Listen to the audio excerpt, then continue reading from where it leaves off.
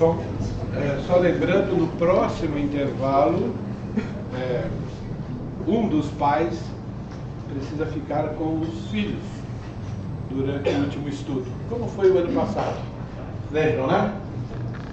Bem, todo mundo ouviu? Ok.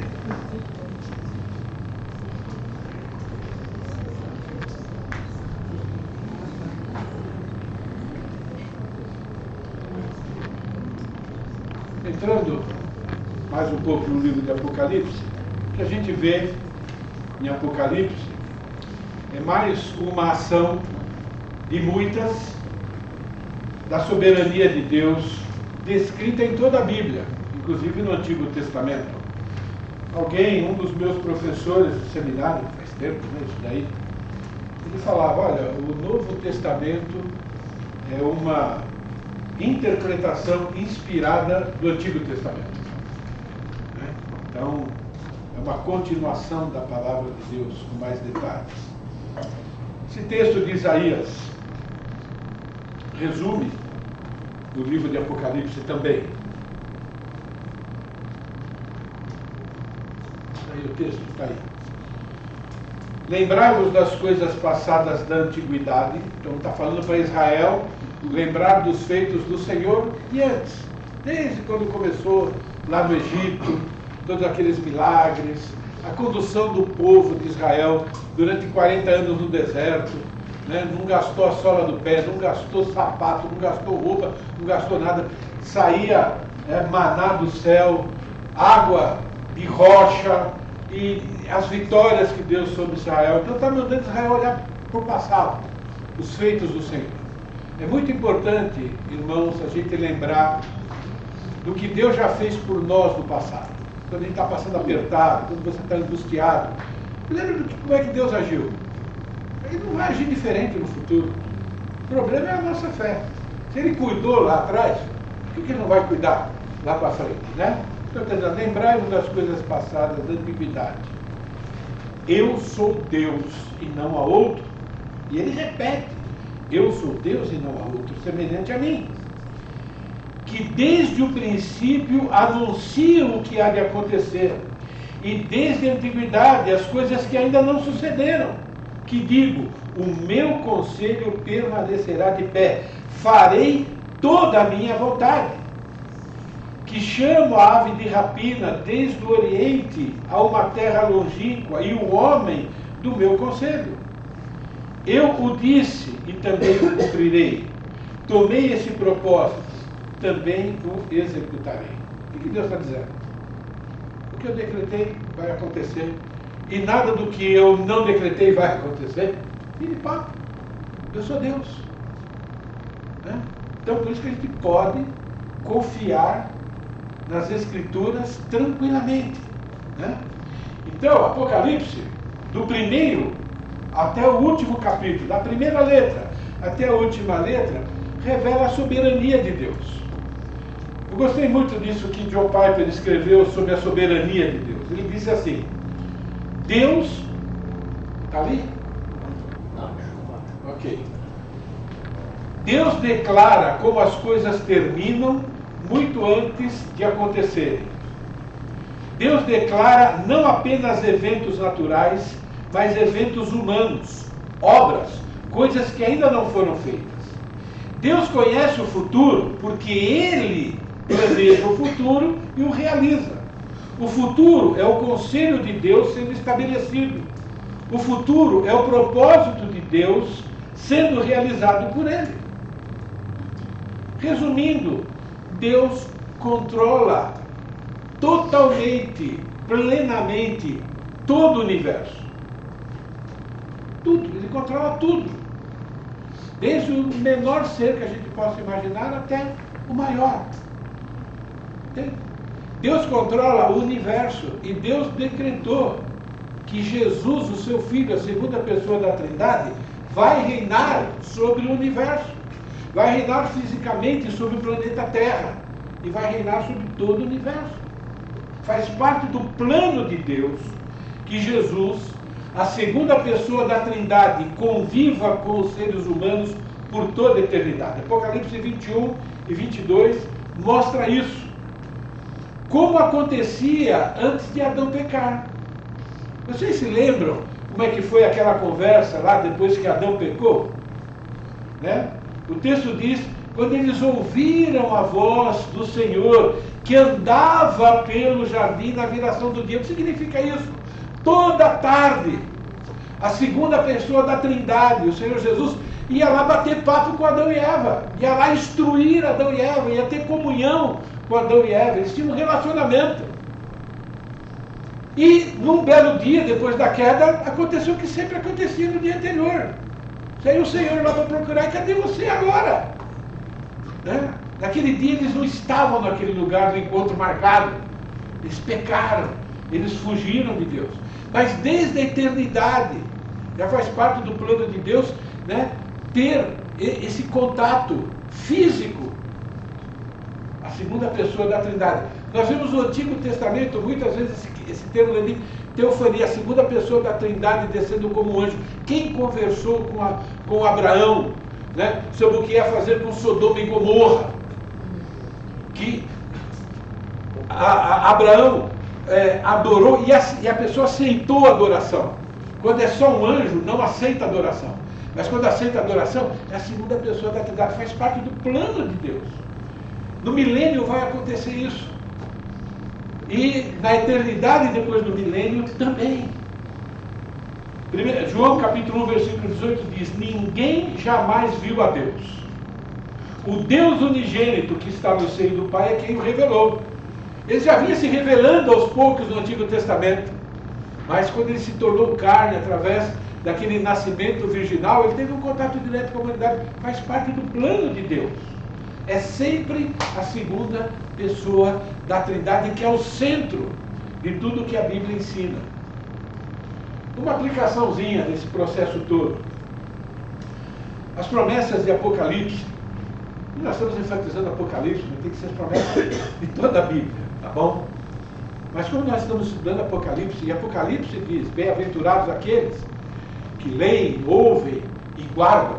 Então as promessas de Apocalipse precisam estar impregnadas na nossa mente, no nosso coração, nos nossos sentimentos, para que nós sejamos bem-aventurados, para que a gente experimente essa tranquilidade, para que a gente fique livre de preocupação que rouba a nossa paz. Né? É por isso que a gente pode, por exemplo, confiar em afirmações simples, que nós temos dificuldade, mesmo já tendo experimentado. Quem já não experimentou Mateus 6 na sua vida? Né? Diz que Deus veste a erva do campo, né, que depois se desfaz, que diz que nós somos pessoas muito mais importantes do que era, e nos dizem que nós somos pessoas de pouca fé. E aí vem, portanto, não vos inquieteis, dizendo o que comeremos e o que beberemos e com que nos vestiremos, porque os gentios é que procuram todas essas coisas, pois o vosso Pai Celeste sabe que necessitais de todas elas. Buscai, pois, em primeiro lugar o reino de Deus e a sua justiça. Busque em primeiro lugar o seu relacionamento com Deus.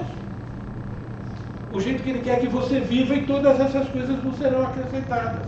Quem não experimentou na vida momentos difíceis, fisicamente falando, e às vezes até passando algumas necessidades pontuais? E o que aconteceu? Está aqui hoje, suprido. O que acha que não vai acontecer no futuro também? Mas é impressionante, né, a nossa falta de fé nos momentos de crise. Por isso que tem que ficar, a nossa mente, né, tem que parar de acreditar na mentira daquilo que ele está vendo naquele momento, né, que é uma mentira. Acho que vai ser sempre assim, que é coisa ruim. Mas a Bíblia diz que não, diz que a aprovação é coisa boa, e que Deus está no controle, e que Ele não vai deixar a gente na mão. Então essas verdades da Bíblia que tem que apoderar da nossa mente. Né? Quem tem promessas de Deus memorizadas na mente? Eu tenho algumas promessas, que quando eu entro em crise, gente, eu entro em crise. Tem madrugada que eu levanto e eu não consigo mais dormir. Eu levanto para fazer alguma coisa importante, aí minha cabeça começa, nossa, tem isso para fazer. E eu falo, nossa, isso aqui é pecado, eu começo a orar. Eu leio Bíblia, para ver se eu pego no sono lendo Bíblia, porque eu preciso dormir também. E assim, por quê? Também estou aprendendo a confiar no Senhor. Então, promessas de Deus tem que estar na nossa mente. Né? É um treinamento. não é? Quando você está sendo tentado pela preocupação, quando você está sendo tentado pelo medo, quando você está sendo tentado pela ansiedade, quando você está sendo tentado pela tristeza, quais são os textos bíblicos que você tem, que é a verdade de Deus, que te ajuda a combater? Você não entrar em desespero, para não ter síndrome do pânico. Você fica com medo um momentinho só, fica preocupado por um momento breve, mas aquilo lá não faz parte do seu todo. Quem é que tem? Quais são essas promessas? Você tem que memorizar esses textos bíblicos. Entende? Você tem se arrependido de verdade de pecados cometidos e lidando de forma bíblica para não pecar novamente? Por quê? Porque o pecado rouba de nós a paz. Então quando você peca, e você peca, porque eu também peco. A minha pergunta é, como é que você lida com esses pecados? Ah, Deus entende? Bom, é lógico que Ele entende. Ele se fez carne, foi tentado como nós e não caiu. Então Ele sabe a pressão que é. Mas não significa que a gente precisa permanecer. Por isso que tem lá, arrependei-vos, arrependei-vos. É uma palavra maravilhosa, arrependei-vos. Né? De novo, lembra? Apocalipse revela o caráter perfeito de Deus, juntamente com o seu poder e a sua autoridade soberana, que deve nos levar a ter um temor santo, a ponto de confiarmos nas suas promessas e instruções, seguindo-as alegre e totalmente, sem questionar ou duvidar, se arrependendo quando pecar. Quando a gente vive dessa maneira, nós vamos aprender a ficar livres das preocupações do dia a dia. Vamos experimentar a alegria de verdade no meio do fogo cruzado. Ok? Apocalipse revela como será o cumprimento da afirmação feita sobre Jesus, que está na abertura da carta aos Hebreus. Apocalipse é a última carta escrita, é o cumprimento de muitas coisas. Havendo Deus outrora falado muitas vezes, de muitas maneiras, aos pais, pelos profetas, nesses últimos dias nos falou pelo Filho, a quem constituiu o herdeiro de todas as coisas, pela qual também fez o universo. Jesus é o herdeiro. Ele vai herdar, ele vai voltar fisicamente, ele vai continuar com aquele corpo glorificado, entende? E ele vai herdar tudo. E nós vamos herdar com ele. É uma promessa. E Apocalipse mostra o processo disso acontecer. Como é que ele vai, né, destronar esses reis. Como é que ele vai assumir esse trono. Como é que ele vai reinar no meio de pecadores. Né? E como é que ele vai reinar depois, sem os pecadores e só com os perfeitos. Ele é o herdeiro de tudo o que ele mesmo criou. Por isso que é Jesus, irmãos, é Jesus que executa os juízos da grande tribulação. Ele usa anjos, ele usa os elementos da natureza criado por ele, ele usa o próprio Satanás, ele usa o próprio anticristo contra o anticristo. E o anticristo nem percebe. Sabe aquela ideia de você arma uma arapuca para a pessoa cair? Jesus controla todas as coisas, é isso que a gente vê no livro de Apocalipse. Mostra como é que ele vai vencer os seus inimigos, como é que ele vai destroná-los e como é que ele vai assumir esse trono mundial que é por direito dele. Ele conquistou isso. Ele conquistou já desde a eternidade, mas ele conquistou quando ele se fez ser humano, foi tentado em todas as coisas, não pecou em coisas nenhuma para nos salvar e também para assumir esse lugar que foi oferecido para Adão e Adão fracassou. Apocalipse mostra com mais detalhes as afirmações de Romanos capítulo 11, afirmações feitas para nós. Né? Tem Romanos capítulo 11, tem lá os decretos de Deus, fala sobre o relacionamento de Deus, por que Deus rejeitou temporariamente, começa lá, né, no capítulo 9, por que Deus rejeitou temporariamente os judeus, para que a salvação chegasse também para nós, igreja, os gentios, e mostra todo o plano de Deus, e mostra que Deus vai voltar a tratar com Israel, né, para salvá-lo como nação, e termina como um cântico de louvor. Ó profundidade da riqueza, tanto da sabedoria como do conhecimento de Deus, quão insondáveis são os seus juízos e quão inescrutáveis os seus caminhos. Esses caminhos inescrutáveis estão declarados para nós lá em Apocalipse também.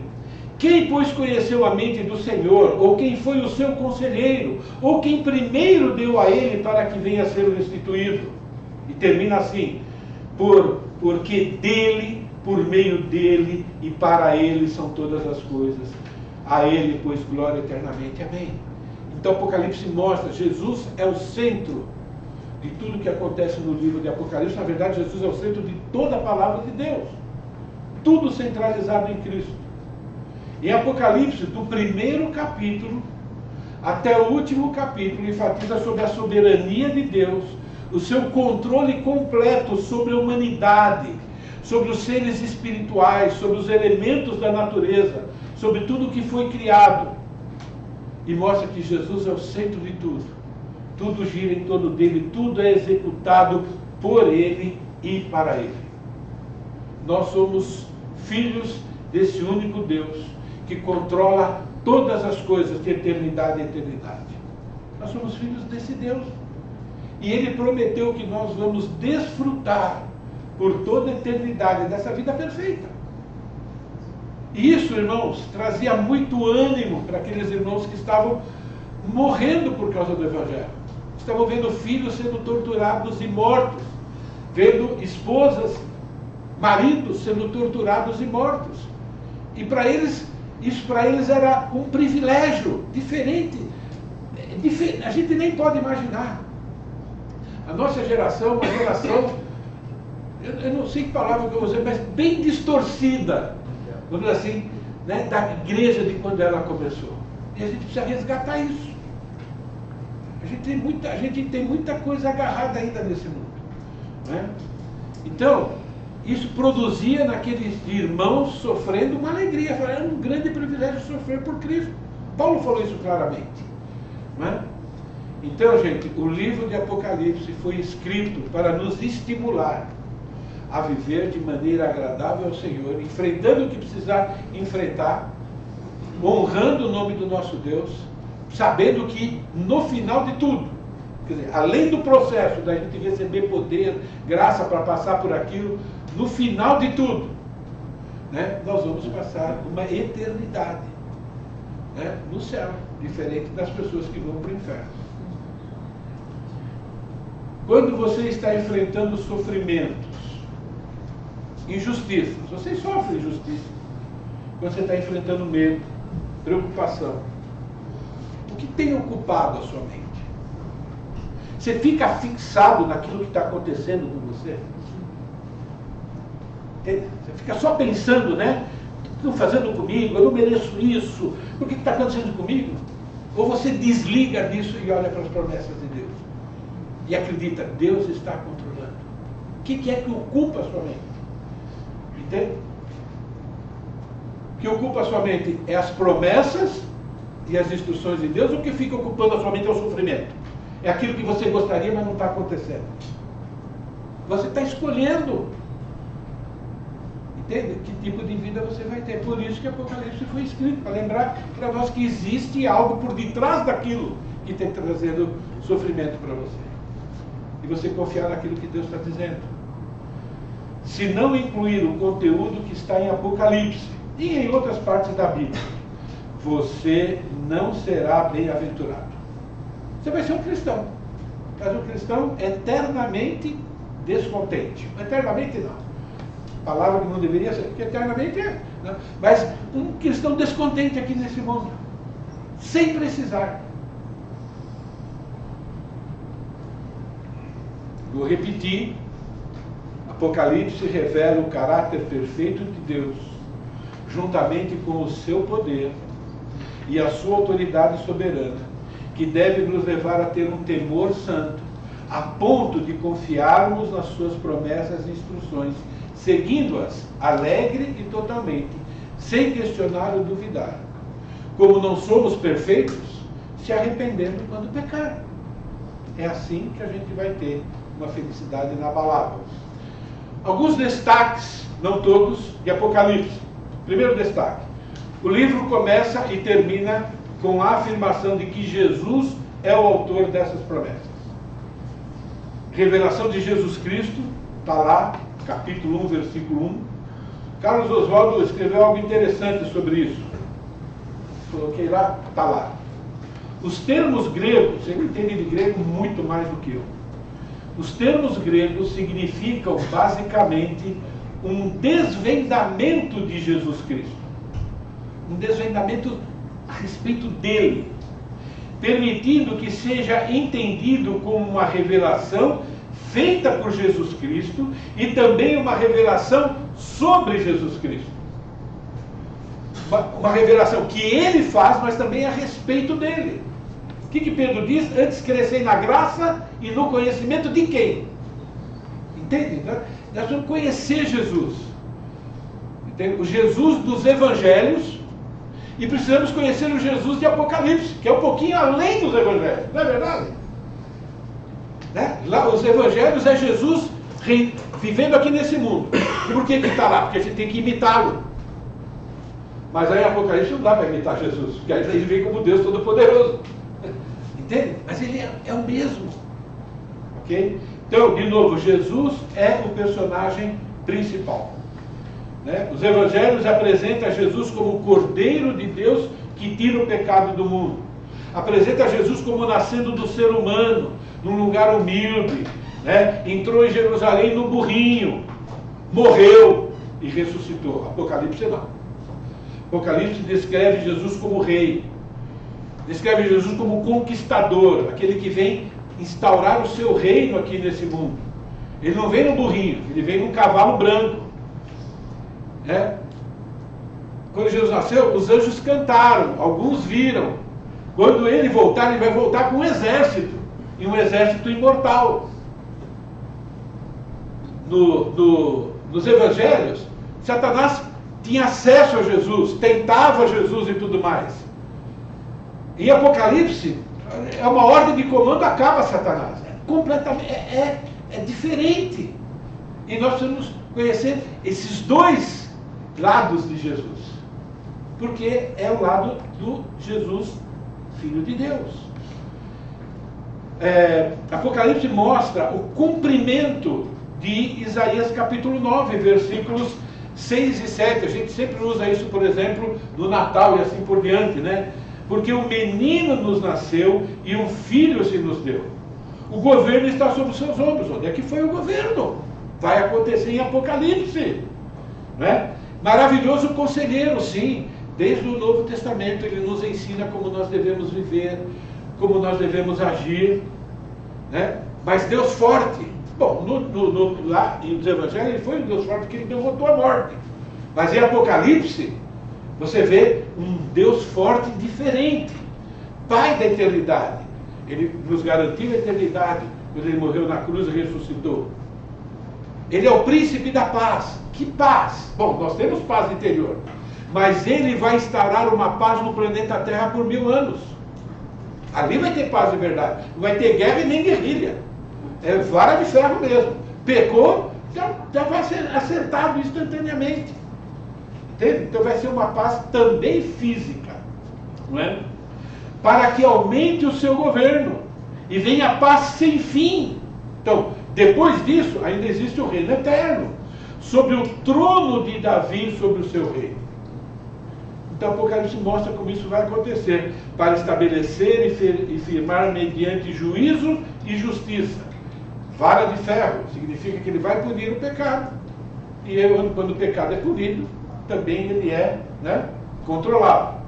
De agora para sempre. E termina assim: o zelo do Senhor dos exércitos fará isso. Então ele vem como todo-poderoso. Então o Apocalipse mostra como isso vai acontecer. Esse é o primeiro destaque. Entre muitos. O segundo destaque: o livro começa e termina com a afirmação que os cristãos devem viver diariamente com a convicção de que essas promessas podem ser cumpridas no próximo segundo. E aqui eu creio que é onde a gente tem que trabalhar no nosso coração. Gente. Capítulo 1, versículo 1. Para mostrar aos seus servos as coisas que em breve devem acontecer. Apocalipse 22, fecha o livro. O anjo me disse: essas palavras são dignas de confiança e verdadeira. O Senhor, o Deus dos espíritos dos profetas, enviou seu anjo para mostrar aos seus servos as coisas que em breve hão de acontecer. Versículo 20, repete naquele mesmo capítulo. Aquele que dá testemunho dessas coisas diz: sim, venho em breve. Amém. Vem, Senhor Jesus. A graça do Senhor Jesus seja sobre todos. Amém. Mas veja bem, em breve onde acontecer, venho em breve. Deus está dizendo que o verdadeiro cristão acredita e precisa viver acreditando que pode ser no próximo segundo. Faz toda a diferença. Se você e eu acreditamos isso de verdade, isso é demonstrado nas nossas ações. É isso. Quando a gente está sendo tentado, quando a gente está sendo provado, é assim que a gente vai demonstrar. Terceiro destaque, o livro também começa e termina com a afirmação de que os que creem devem viver uma vida vitoriosa sobre as tentações e o pecado. Santificação progressiva. Bem-aventurados, o último verbo é os que guardam as coisas nela escritas. Guardar é sinônimo de obedecer. Apocalipse capítulo 22, a mesma instrução, abre e fecha. Versículo 7. Eis que venho em breve, feliz é aquele que guarda as palavras da profecia desse livro. Versículo 11, continue o injusto a praticar injustiça, continue o imundo na sua imundícia, continue o justo a praticar a justiça, e continue o santo a santificar-se. Eis que venho em breve, e a minha recompensa está comigo, e eu retribuirei a cada um de acordo com o que fez. Abre e fecha da mesma forma. Então, as nossas ações vão ser tratadas por Deus. A promessa de uma vida bem-aventurada, ela existe se nós estamos aguardando realmente a volta de Jesus no próximo segundo. Pergunta: aqueles irmãos estavam diante de duas realidades. Os irmãos que receberam a carta, os primeiros. Uma realidade é: Jesus pode voltar a qualquer momento. Eles acreditavam nisso. Ok? E também eles acreditavam que podiam morrer a qualquer instante. Estavam presos. Já foram julgados. Estavam ouvindo os rugidos dos leões. Gente, eu não estou inventando. Faz parte da história. Então eles sabiam. Qual é a diferença entre viver cada dia como se fosse morrer no final dele e viver a cada dia na expectativa de que Jesus vai voltar para nos arrebatar naquele dia? Pensou nisso já? Qual é a diferença? Qual é a diferença de você viver hoje, que dia é hoje? 11? 10? Hoje é dia 10. Tendo a certeza que você vai morrer hoje. Como é que você viveria se você tivesse certeza absoluta que você ia morrer hoje? Como é que você sabe que não vai morrer? Já pensou nisso? Nós somos tão tolos que a gente não acredita que a gente pode morrer a qualquer momento. A gente vai no cemitério, tem gente lá, data de início e data de término, de tudo quanto é, mas é impressionante como a gente acredita que isso acontece com os outros. Não é impressionante isso? Tá bom. E qual é a diferença de você viver a cada dia como se Jesus fosse voltar? Olha, faz quando você receber uma revelação verdadeira. Eu vou voltar hoje, se prepara. Existe alguma diferença? Nós cristãos temos que aprender a andar de braços dados com a morte de um lado e o arrebatamento do outro. Só assim a gente vai viver do jeito que Jesus Cristo fala. Não estou dizendo que a gente não deve planejar o futuro. O assunto não é esse. Você está entendendo? O assunto não é esse. A Bíblia ensina que aquilo que está no nosso alcance é nossa responsabilidade. Mas o assunto não é esse. A Bíblia diz que nós temos que viver cada segundo da nossa vida como se fosse o último. Por que ele está dizendo? Eis que venho em breve. Entende? E você pode morrer a qualquer momento. Quem, por mais preocupado que esteja, pode andar um côvado. Sabe o que é um côvado? É um passo, 33 centímetros. Não é nem um passo, É o tamanho do meu pé, Né? Quer dizer, quem por mais preocupado esteja pode garantir que vai estar vivo no próximo 12º. Aqueles cristãos aprenderam a viver dessa forma, por isso que era uma igreja poderosa naquele contexto. A nossa igreja, eu estou dizendo igreja universal, é uma igreja frouxa. A igreja do século XX. Estamos no século, né? 21, obrigado. A igreja do século XXI é uma igreja muito frouxa. Eu estou falando geral, não estou falando de você, irmão, eu estou falando de mim, cada um sabe, não estou acusando ninguém. Estou dizendo igreja, a gente conhece o que está acontecendo. A gente vai para a internet e vê que as mensagens que estão sendo pregadas. A gente vê como os cristãos que estão vivendo.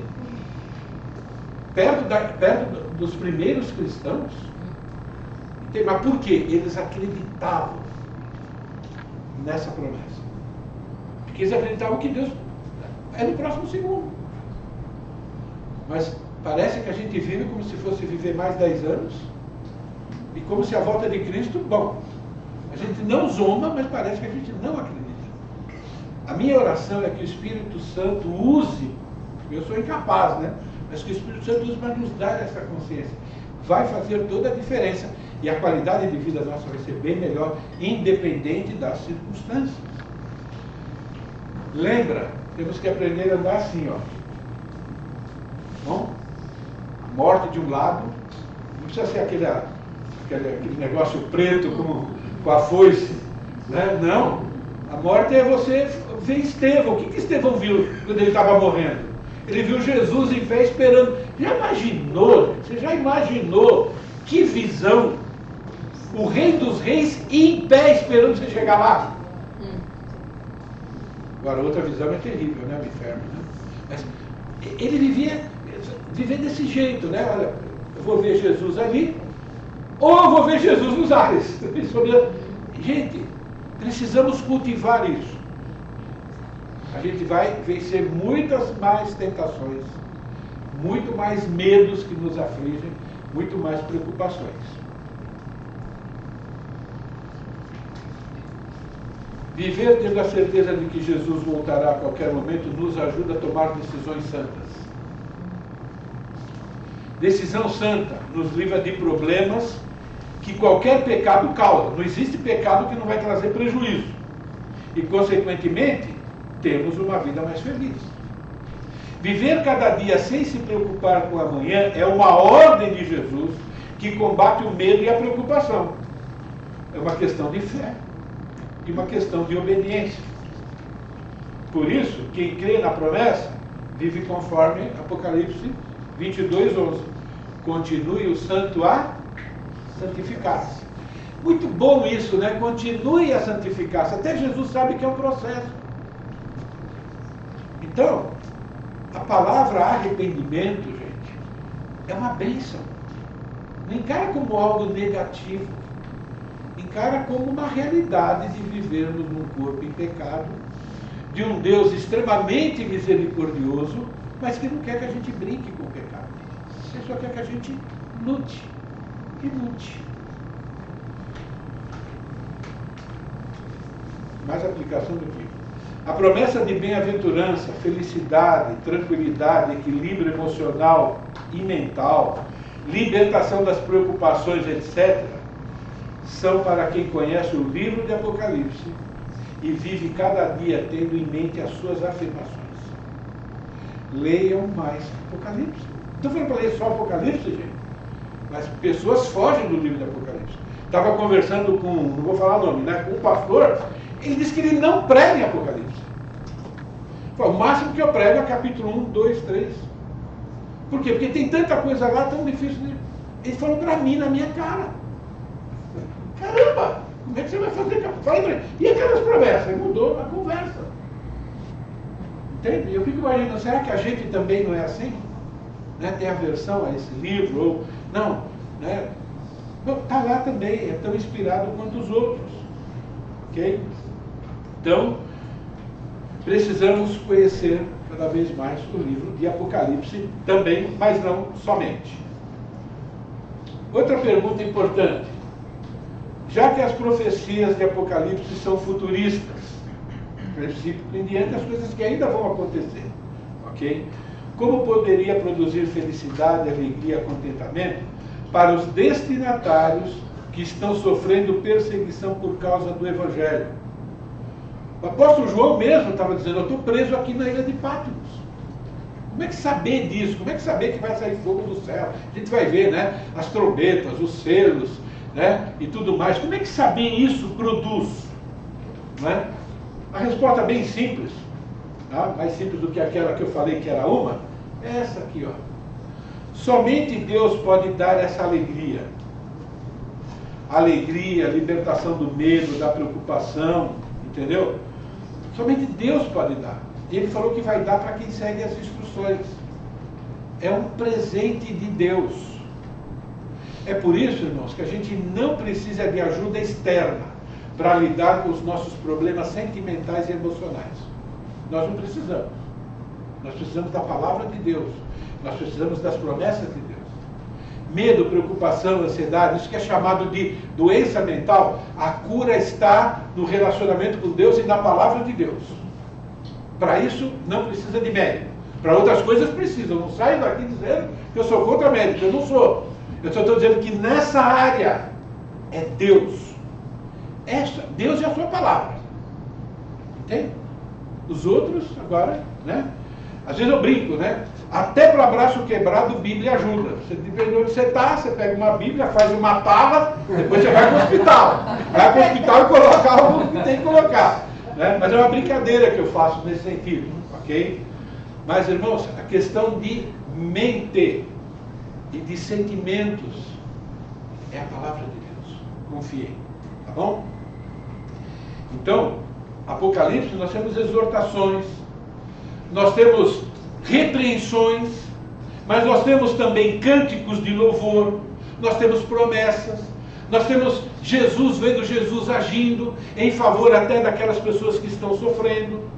Então o Apocalipse não tem só notícia ruim, apesar que capítulo 5 até o capítulo 18 é desgraça mesmo, mas sobre os ímpios, e que cristãos vão sofrer também, ok? Mas nós temos lá também um Deus que está cuidando de tudo, um Deus que abrevia o sofrimento dos seus filhos. Então é muito importante a gente entender todo esse contexto. Agora, existe uma resposta teológica para aquela pergunta. E a resposta teológica, essa pergunta aqui é uma resposta prática. Somente Deus pode dar e é verdade. Tá bom? Mas existe uma resposta teológica, e teologia eu vou deixar para o Carlos Oswaldo responder, tá bom? Então ele diz assim, ó. Os escritos dos profetas eram frequentemente derivados de eventos contemporâneos que partilhavam características e promessas ou ameaças escatológicas. Agora, o que significa isso? Os cristãos da época de Apocalipse, eles estavam sofrendo uma intensa perseguição, não vamos negar. Mas era uma perseguição bem menos intensa do que vai acontecer na época da tribulação. E as promessas de Apocalipse servem de ânimo para aqueles cristãos que estão passando aquela provação naquele momento. Então foi escrito naquele momento por quê? Porque aqueles cristãos estavam enfrentando aquilo, eles precisavam de algo para mantê-los firmes. Aí veio uma revelação daquilo que vai acontecer no futuro, que é muito mais intenso ainda, mas que vai servir de consolo para os cristãos daquela época, que não é a igreja, hein, gente? Nunca confunda. No tempo de tribulação haverá salvação, tá bom? Sempre vai haver salvação, ok? Mas não se refere à igreja, porque a igreja foi arrebatada antes. E aquelas pessoas que estão passando por provação, os princípios são os mesmos. Eu tenho um Deus que é soberano, que está cuidando de tudo, os ímpios vão ser punidos, os justos, aqueles que morrerem, né, os mártires, têm prêmios especiais, vão conviver com Jesus no milênio, e tudo isso eles acreditavam de verdade e os animavam. E eles enfrentavam, e eles encaravam aquilo como um privilégio. Né? A gente não tem muito essa questão. A gente assiste filmes de guerra, isso são filmes produzidos pelos americanos, por exemplo, e a gente vê lá, né, o patriotismo de alguns que acham que é um privilégio morrer pelo país. em relação aos cristãos, é isso que eles acreditavam. Olha, se eu tiver que morrer levantando a bandeira, eu sou cristão e não desisto, para eles era um privilégio. Eles acreditavam que aquilo era a melhor coisa que poderia acontecer com o cristão. Não que eles queriam participar daquilo, mas se acontecer é um privilégio. Hoje, para nós, isso é estranho. A gente vai chamar essa pessoa de fanática, a gente vai chamar essa pessoa... A gente vai criticar essas pessoas. Porque a gente vive, a maioria, né? Vai criticar essas pessoas, dizendo que vivem, são loucas. Mas, na verdade, eram pessoas que conheciam as Escrituras, viviam aquela realidade, entenderam o livro de Apocalipse e enfrentaram as adversidades como heróis. Os galardões que eles têm, a gente não vai passar longe deles. Essa é uma realidade. Né? Então, o martírio e a morte fazia parte do dia a dia daqueles cristãos que receberam esse livro de Apocalipse, que foi escrito por alguém que estava sendo martirizado também, estava sendo preso. Tem que fazer parte da nossa realidade, irmãos. Vocês estão percebendo que devagarinho o cerco contra nós está aumentando. Vocês estão percebendo isso? Antes era muito mais velado. Hoje, entende? Hoje se fala que nós somos pessoas radicais, que aquilo que nós defendemos agora é até contra a lei do país. Isso, o cerco está fechando. Se Jesus não voltar, não vai melhorar, vai piorar. E eu vejo muitos cristãos agora, né, sucumbindo diante disso. Não, é contra a lei, então você não abre a boca em relação àquilo. Mas se é pecado, você não vai poder falar. Aí você não pode falar, como é que você vai evangelizar? Já pensou nisso? Né? Você, por exemplo, você está falando, está conversando com alguém que acredita, né, nessa questão de diversidade, né, além de masculino e feminino. Aí você vai evangelizar essas pessoas. Você vai começar a falar do pecado, você não vai atacar o pecado dela logo de cara. Não é necessário. Mas você começa a falar da palavra de Deus. Eu sempre uso o Apocalipse, capítulo 1, versículo 8. E lá tem os afeminados. Eu vou pular na hora de ler para eles? Como é que pode? Só estou dizendo. Por isso que os cristãos do primeiro século eram perseguidos também. Quando eles abriam as Escrituras, eles não podiam pular o versículo, pular a palavra. Entende? Então a gente precisa tomar cuidado. Agora, nós não vamos atacar as pessoas. O pecado, esse tipo de pecado, é tão pecado quanto mentir. São tão pecadores quanto eu. A única diferença é que eu conheço Jesus e assumo e começo a lutar contra. Não são piores do que eu. Não é pecado mais grave. Mas vocês entendem o que eu quero dizer? Então, eles corriam esse risco. Eles andavam com o braço dado com a morte e com a volta de Jesus e pregavam o Evangelho. Eles não se escondiam. Se eles se escondessem, entende? Mas tinham o estilo de vida deles. Né? Então, irmãos, precisa ser a nossa realidade. Ok? Acabou meu tempo? 4 minutos, então dá para mim terminar essa parte. Irmãos, devemos viver cada dia como se fosse o último. Nós precisamos cultivar essa realidade na nossa mente. Entende? Olha, Jesus vai voltar hoje. Hoje é o dia. Como é que ele vai me encontrar? Como é que eu posso ganhar mais um galardão? Porque a gente vive para esse momento. Né? Como é que eu posso dar o melhor testemunho possível? Como é que eu posso alertar alguém? Como é que eu posso evangelizar alguém? Não é? Então, a pergunta é, como é que você deseja se encontrar com Jesus? Amanhã eu penso nisso, mas quem disse que você tem um amanhã? Você quer se encontrar Jesus vencendo as tentações ou atolado num pecado escravizador? É uma pergunta, eu tenho que fazer. Como é que você quer se encontrar? Você quer se encontrar, né, falando o que Deus tem feito por você para uma pessoa que não conhece Jesus? Ou você quer se encontrar falando de futebol, de carro, de roupa que você comprou? Como é que você quer se encontrar com Jesus? Agora, falar de carro, de futebol, pode ser bom para introduzir o assunto, mas não pode ser o assunto principal. Coisas fúteis, cuidado, coisas que vão ficar por aqui, pode ser usado, né, como uma isca, mas não pode ser o assunto principal. Aqueles cristãos, eles viviam, eles trabalhavam como a gente, quando conseguiam trabalhar por causa da perseguição, mas o assunto deles era Cristo. Tudo era uma oportunidade para poder falar de Cristo. É uma realidade diferente da nossa, diferente da minha, irmãos. Não estou aqui para ministrar culpa. Quem ministra a culpa é o Espírito Santo. Agora, se você se sentir culpado, agradeça a Deus. É descobrir que você tem um câncer pequenininho, curável. É isso que é. A culpa é uma bênção, quando ela é genuína. Entende? Terminando o nosso tempo de agora, Apocalipse revela o caráter perfeito de Deus, juntamente com o seu poder e a sua autoridade soberana, que deve nos levar a ter um temor santo. O temor santo, a ponto de confiarmos nas suas promessas e instruções, seguindo-as alegre e totalmente, sem questionar ou duvidar, e se arrependendo quando pecar. Vivendo dessa forma, nós vamos viver aqui neste mundo uma vida caracterizada pela felicidade, mesmo enfrentando lutas. Intervalo. Paz